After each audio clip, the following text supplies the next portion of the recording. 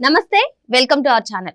AP ముఖ్యమంత్రి నారా చంద్రబాబు నాయుడు గారి మీద ఏవైతే సిఐడి కేసులు నమోదయ్యాయో వాటిని సిబిఐకి బదిలీ చేయాలని చెప్పి పిటిషన్ దాఖలైన సంగతి తెలిసిందే. మరి దీనిపై విచారణ చేపట్టిన సుప్రీంకోర్టు అయితే తాజాగా తీర్పును వెలువరించింది. దీన్ని కొట్టివేస్తూ తీర్పు ఇచ్చింది. మరి దీనిపై పూర్తిగా విశ్లేషించడానికి మనతో పాటుగా ఉన్నారు ప్రముఖ రాజకీయ విశ్లేషకులు అప్పసాని రాజేష్ గారు. వారిని అడిగి పూర్తి వివరాలు తెలుసుకుందాం. సార్ నమస్తే.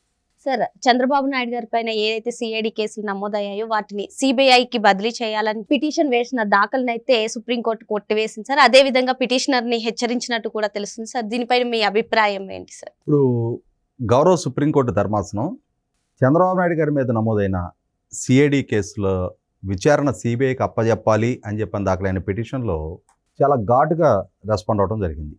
ఇది ఒక చెత్త పిటిషను. ఇటువంటి పిటిషన్ తరపున వాదించడానికి మీరెలా వస్తారు అని చెప్పని న్యాయవాదిని కూడా ప్రశ్నించడం జరిగింది. ఈ పిటిషన్ గురించి ఇంకొక మాట మాట్లాడినా కూడా భారీగా జరిమానా వేస్తామని చెప్పడం జరిగింది. ఎందుకంటే ఇక్కడ గమనించుకోవాల్సింది, చంద్రబాబు నాయుడు గారు రాష్ట్ర ముఖ్యమంత్రిగా ఉండి ఆయన మీద నమోదైన కేసు విచారణ ఆయన ప్రభావితం చేస్తూ ఆ విచారణ వేగవంతంగా ముందుకు జరగనీయకుండా అడ్డుకుంటుంటే, అప్పుడు ఆయనే రాష్ట్ర ముఖ్యమంత్రిగా ఉండి ఆయన మీద విచారణ జరుగుతున్న కేసు ఆయన ఆధ్వర్యంలో పనిచేసే డిపార్ట్మెంట్ ఎలా విచారించగలుగుతుంది? కాబట్టి సిబిఐకి ఈ విచారణ అప్పచెప్పండి అని చెప్పని డిమాండ్ లేవనెత్తారంటే అర్థం చేసుకోవచ్చు. ఆయన ప్రతిపక్ష నాయకుడిగా ఉన్న రోజుల్లో ఆనాటి ప్రభుత్వం ఆయన లక్ష్యంగా చేసుకొని కేసులు నమోదు చేసింది. ఆయన అరెస్ట్ చేశారు, జైల్లో పెట్టారు. జైల్లో పెట్టిన తర్వాత ఆయన మీద ఏ ఆరోపణలతోటైతే అరెస్ట్ చేశారో ఆ ఆరోపణలకు సంబంధించి ఆయన పాత్రను నిర్ధారిస్తూ సాక్ష్యాధారాలు కోర్టుకి సబ్మిట్ చేయాల్సిన బాధ్యత విచారణ సంస్థది. అదే సందర్భంలో ఆయన మీద ఏదైనా ఒక ఆరోపణ చేసినప్పుడు ఆ ఆరోపణ సంబంధించి ఒక డ్యూ ప్రాసెస్ ఫాలో అయ్యి ఆయన అదుపులోకి తీసుకోవాలి, అరెస్ట్ చేయాలి. కానీ ఇక్కడ జరిగిందేంటి? జగన్మోహన్ రెడ్డి గారు తన రాజకీయ ప్రత్యర్థి కాబట్టి చంద్రబాబు నాయుడు గారి మీద కేసు నమోదు చేశారు తప్ప, పాలకుడుగా ఉన్న జగన్మోహన్ రెడ్డి గారు చంద్రబాబు నాయుడు గారిని అరెస్ట్ చేయించాలి అనుకునేటప్పుడు ఫాలో అవ్వాల్సిన ఏ ప్రొసీజరు ఫాలో కాల. చంద్రబాబు నాయుడు గారి మీద ఏమేం కేసులు నమోదు చేశారు?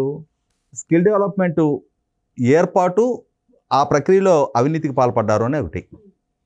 ప్రభుత్వ పరంగా ఉచితంగా ఇసుక ఇవ్వటం అనే దాన్ని ఒక పాలసీ డెసిషన్ని ప్రభుత్వ ఖజానాకి భంగం కలిగించారు, నష్టం కలిగించారని చెప్పని ఒక కేసు. ఆయన ఫైబర్ నెట్లో కుంభకోణానికి పాల్పడ్డారు అని, ఆయన మద్యం పాలసీలో కుంభకోణానికి పాల్పడ్డారు అని చెప్పని, inner ring road formation alignment తన సొంత భూములకి దగ్గరగా మార్చుకుంటూ అవినీతికి పాల్పడ్డారు అని చెప్పని, తర్వాత అంగళ్ళు దగ్గర ఒక శాంతి భద్రతల సమస్య సృష్టించడంలో ఈయనే బాధ్యుడు అని ఒక హత్యాయత్నం కేసు. ఇట్లా 6 కేసులు నమోదు చేశారు. సరే, 6 కేసులు పెట్టావు.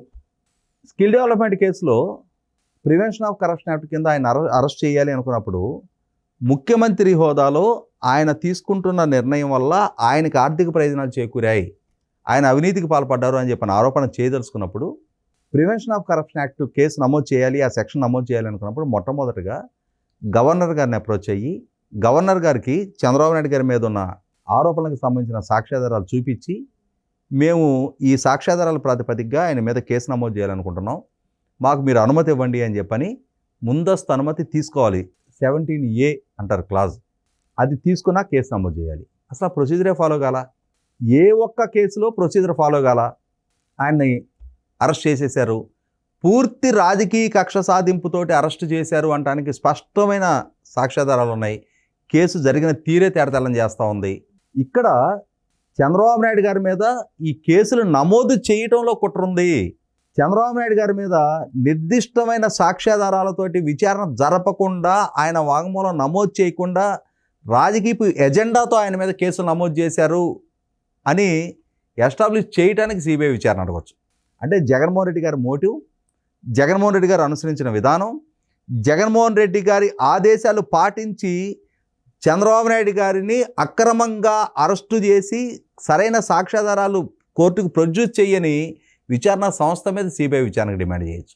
అంతేగాని బాధితుడిగా మారి, ప్రభుత్వ కక్ష సాధింపు దూరంతో వ్యక్తిత్వానికి బాధ్యుడిగా బలిపశువుగా మారి 53 రోజులు జైల్లో ఉండొచ్చిన ఆయన సుదీర్ఘ న్యాయ పోరాటం చేసి కోర్టు ద్వారా బెయిల్ పొంది బయట తిరుగుతున్న ఆయన మీద సిబిఐ విచారణ డిమాండ్ చేయడం ఏంటి? చంద్రబాబు నాయుడు గారు ముఖ్యమంత్రిగా జగన్మోహన్ రెడ్డి గారు ఉన్న రోజుల్లో ప్రతిపక్ష నాయకుడిగా తప్పుడు కేసుల్లో అరెస్ట్ అయ్యి జైల్లో ఉండి ఈయన వ్యవస్థను ప్రభావితం చేశారా? ఎవరిని ప్రభావితం చేశారు? అంటే బెయిల్ ఇచ్చిన న్యాయస్థానాలకు దురుద్దేశాన్ని ఆపాదించదలుచుకున్నారా? మీ ఎలిగేషన్ ఏంటి? మీ దగ్గర ఉన్న సాక్ష్యాధారాలు ఏంటి? మా దగ్గర ఈ డాక్యుమెంట్ ఎవిడెన్స్ ఉంది, చంద్రబాబు నాయుడు గారు తప్పుడు విధానాల్లో బెయిల్ తెచ్చుకున్నారు అని చెప్పదలుచుకుంటే ఆ సాక్ష్యాధారాలు ముందు కోర్టుకు ప్రొడ్యూస్ చేయండి. వాటి ప్రాతిపదికగా మీరు సిబిఐ విచారణ డిమాండ్ చేయండి. సిఐడి నమోదు చేసిన కేసుల్లో ఆయన వ్యక్తిత్వాన్ని పాల్పడ్డారు, ఆయన స్వేచ్ఛకు భంగం కలిగించారు, ఆయన రాజకీయ కార్యకలాపాలను అడ్డుకున్నారు, ఆయన్ని జైల్లో బందీకి ఉంచారు. ఫాలో కావాల్సిన ప్రొసీజర్స్ ఎక్కడా ఫాలో కాల. మొట్టమొదట ఆయన మీద ఏదైనా ఒక ఆరోపణ ఉంటే ఆయనకి నోటీస్ ఇవ్వచ్చు, ఆయన వివరణ అడగవచ్చు, ఆయన విచారించవచ్చు. ఆయన వివరణతో సంతృప్తి చెందకపోతే అప్పుడు అరెస్ట్ చేసామంటే అర్థం ఉంది. అసలు ఆయన అరెస్ట్ చేసే నాటికి ఆయన స్పష్టంగా లైవ్లో మనందరం చూసాం, నన్ను ఏ కేసులు అరెస్ట్ చేస్తున్నారు, నా మీద ఉన్న ఆరోపణలు ఏంటి, మీ దగ్గర ఉన్న సాక్ష్యాధారాలు ఏంటి అని ఏం చెప్పారు? మీరు మాతో రండి, 4 గంటల తర్వాత మీకు వివరాలు ఇస్తామన్నారు. ఆయన చట్టాన్ని గౌరవించి వాళ్ళని అనుసరించారు. 24 గంటల తర్వాత కోర్టులో ప్రొడ్యూస్ చేసిన సందర్భంగా రిమాండ్ రిపోర్ట్లో ఆయన మీద కేసు ఏంటి, ఆరోపణలు ఏంటి అనేది మెన్షన్ చేశారు. మెన్షన్ చేస్తూ ఏం చెప్పారు? మేము ఇప్పుడు విచారించి సాక్ష్యాధారాలు సేకరించాలి అన్నారు. అంటే వాళ్ళ దగ్గర సాక్ష్యాధారాలు లేవు. సాక్ష్యాధారాలు లేకున్నా ఆరోపణలు చేసి అరెస్ట్ చేశారు. అంటే ఈ జరిగిన తతంగం మీద సిబిఐ విచారణ జరగాలి.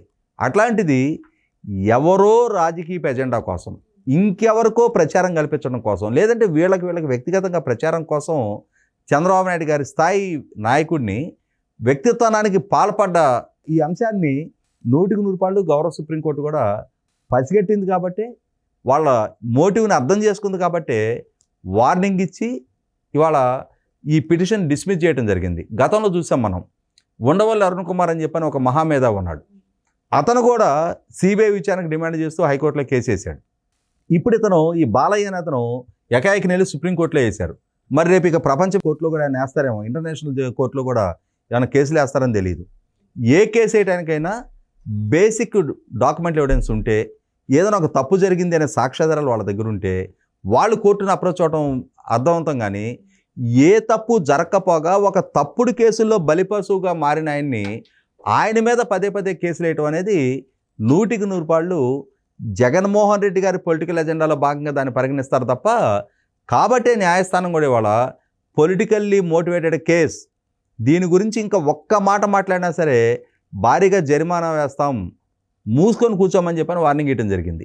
కనీసం ఇప్పటికైనా సరే ఇటువంటి తప్పుడు ప్రయత్నాలు చేసే తాత్కాలిక ప్రచారం కోసం, వీళ్ళ ఎలివేషన్ కోసం ఏ స్థాయి నాయకుల వ్యక్తిత్వానికైనా పాల్పడతామనుకునే ఇటువంటి చౌకబారు ప్రయత్నాలకు మాత్రం న్యాయస్థానం ఈ ఫుల్ స్టాప్ పెట్టిన నేపథ్యంలో భవిష్యత్తులో ఇంకొకటి తయారు కాకుండా ఒక గుణపాఠంగా మార్చుకోవాలి. మరో అంశంతో మళ్ళీ కలుద్దాం. Thank you sir.